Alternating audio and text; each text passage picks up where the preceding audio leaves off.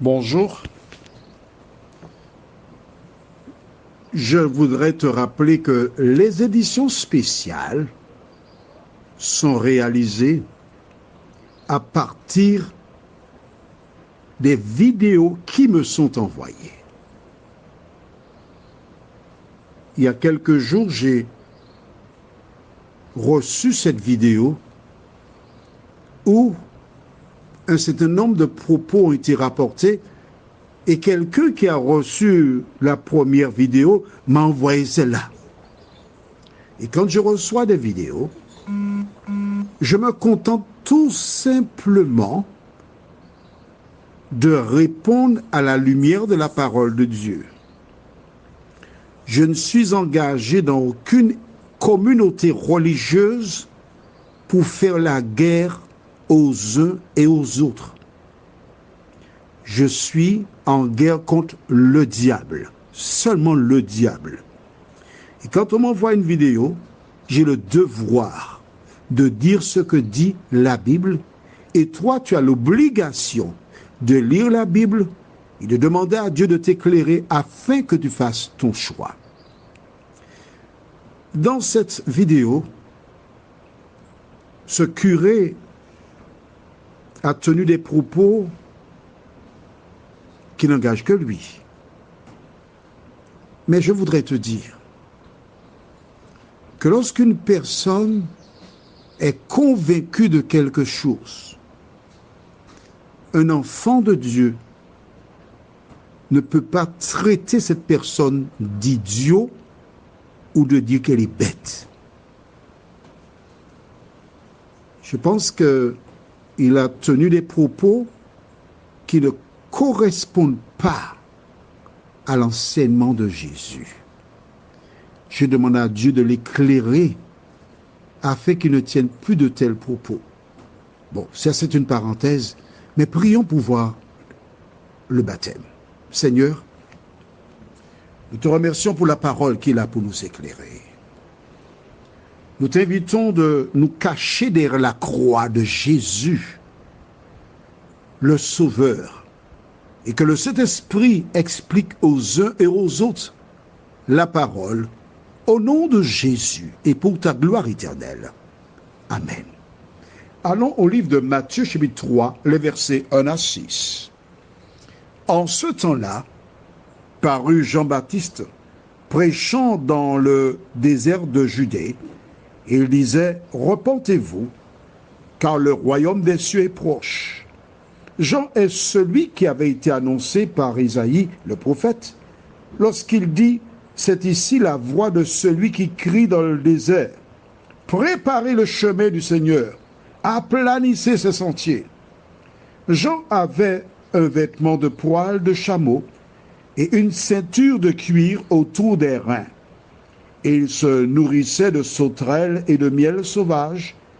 Les habitants de Jérusalem, de toute la Judée et de tout le pays des environs du Jourdain se rendaient auprès de lui, et confessant leurs péchés, ils se faisaient baptiser par lui dans les eaux du Jourdain, à l'intérieur de l'eau, si tu préfères. Alors je remercie Loulou parce que c'est lui qui m'a envoyé cette vidéo. Alors, est-ce que Jean-Baptiste a inventé le baptême? C'est la question que je te pose. Non.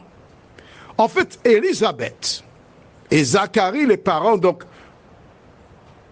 de Jean-Baptiste, le mirent au monde. Élisabeth était très âgée. Et Dieu a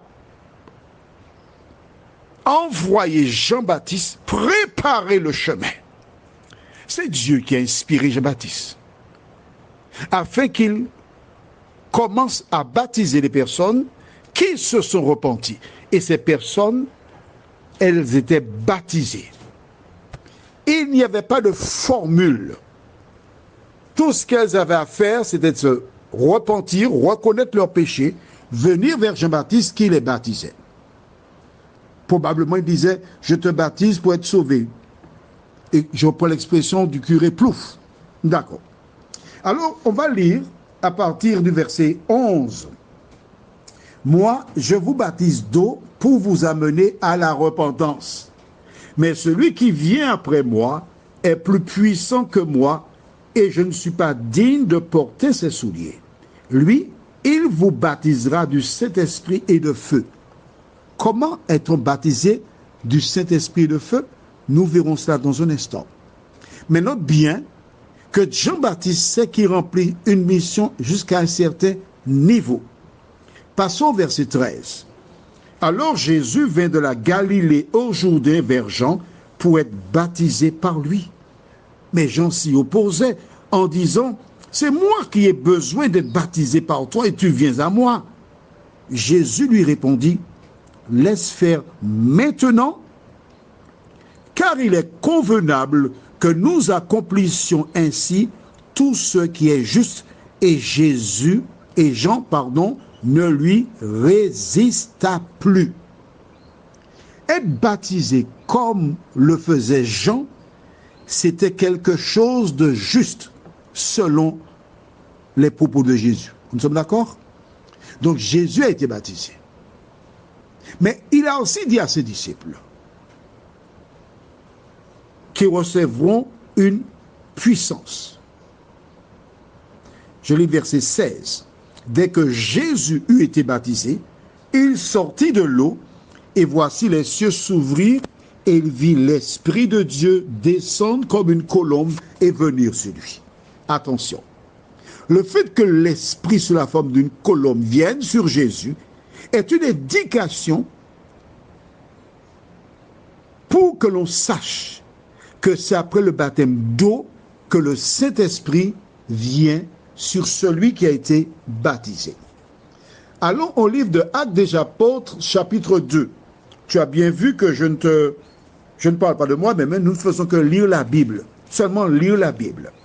Dans Acte 2, nous avons le récit où le Saint-Esprit est descendu sur les disciples de Jésus, et Pierre et les autres parlèrent en langue. Attention, parler en langue, mais les personnes qui étaient présentes comprenaient. Donc, en prêchant, ils s'adressaient à des personnes qui étaient là. Au terme de leur prédication, que se passe-t-il? Je lis versets 37 à 40. Après avoir entendu ce discours, ils eurent le cœur vivement touché, et ils dirent à Pierre et aux autres apôtres, hommes frères, que ferons-nous? Pierre leur dit, repentez-vous et que chacun de vous soit baptisé au nom de Jésus-Christ à cause du pardon de vos péchés et vous recevrez le don du Saint-Esprit. Car la promesse est pour vous, pour vos enfants et pour tous ceux qui sont au loin, en aussi grand nombre que le Seigneur notre Dieu les appellera. Et par plusieurs autres paroles, il les conjurait et les exhortait, disant, sauvez-vous de cette génération perverse. Ok? Repentez-vous et que chacun de vous soit baptisé au nom de Jésus-Christ à cause du pardon de vos péchés et vous recevrez le don du Saint-Esprit. Voilà comment quelqu'un reçoit le Saint-Esprit. C'est après son baptême. De la même manière que Jésus a été baptisé, l'Esprit vint sur lui sous la forme de la colombe. De la même manière, plus tard, Pierre et les apôtres ont baptisé les personnes qui reçurent le Saint-Esprit après le baptême. Pourquoi? Allons dans le livre de Jean, chapitre 16, verset 13. Jésus parle, il déclara, quand le Consolateur sera venu, l'Esprit de vérité, il vous conduira dans toute la vérité, car il ne parlera pas de lui-même, mais il dira tout ce qu'il aura entendu et il vous annoncera les choses à venir. En clair, ces personnes qui ont entendu Pierre, le Saint-Esprit les a poussés à comprendre et accepter Jésus comme sauveur personnel. Il est à l'extérieur. Et c'est pour cela qu'ils sont arrivés à la conclusion, bon, qu'est-ce qu'il nous reste à faire maintenant? Repentez-vous et que chacun de vous soit baptisé pour le pardon de vos péchés et vous recevrez le don du Saint-Esprit. Voici comment on est baptisé d'eau et d'esprit qui transforme l'homme. Allons au livre de Actes des Apôtres toujours. Je ne veux pas être trop long, mais il faut que je t'explique ça bien. Chapitre 8, versets 26 à 39. Un ange du Seigneur s'adressant à Philippe lui dit, « Lève-toi et va du côté du midi sur le chemin qui descend de Jérusalem à Gaza, celui qui est désert. » Note bien, c'est un ange qui s'est rendu vers Philippe. Philippe est l'un des diacres. Il a dit, « Pas. » Que fait Philippe? Verset 27. Il se leva et partit. Et voici un Éthiopien, un eunuque, ministre de Candace, reine d'Éthiopie, et surintendant de tous ses trésors, venu à Jérusalem pour adorer. S'en retournait, assis sur son char, et lisait le prophète Ésaïe. L'Esprit dit à Philippe, « Avance et approche-toi de ce char. » Philippe accourut et entendit l'Éthiopien qui lisait le prophète Ésaïe. Il lui dit, « Comprends-tu ce que tu lis là ?» Il répondit, « Comment le pourrais-je, si quelqu'un ne me guide ?» Et il invita Philippe à monter et à s'asseoir avec lui. Le passage de l'Écriture qu'il lisait était celui-ci. Il a été mené comme une brebis à la boucherie et comme un agneau muet devant celui qui le tond. Il n'a point ouvert la bouche.